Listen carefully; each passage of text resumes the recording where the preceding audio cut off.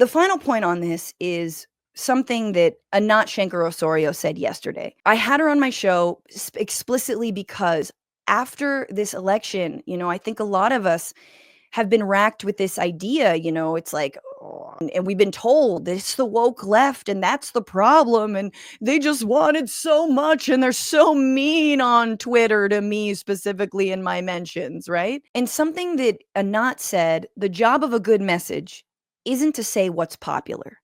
It's to make popular what we need said.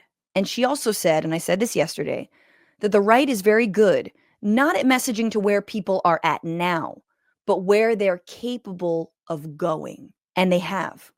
Because the right, why would anyone be okay with mass detention centers or surveillance for your political beliefs or stripping away a 75-year right like abortion rights, causing women who are miscarrying to be criminalized, causing them to die of sepsis? Why would anyone be okay with that? Why would you be okay with the cruelty that we're seeing that is ripping families apart when it comes to deporting law-abiding people? It's because the right has been grooming.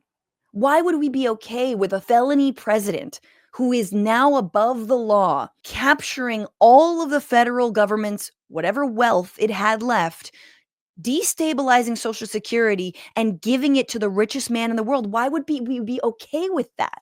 It's because the right has been grooming us for decades to be okay with authoritarianism.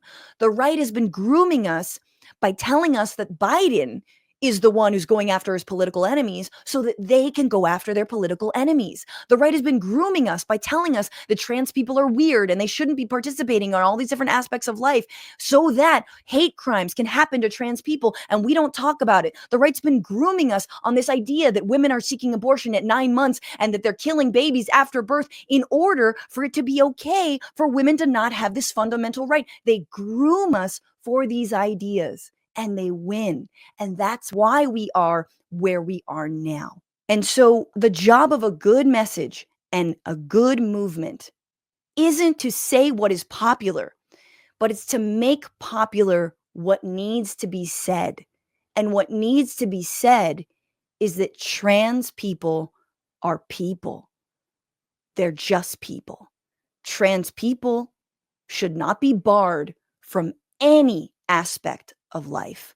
Why? Because they're people.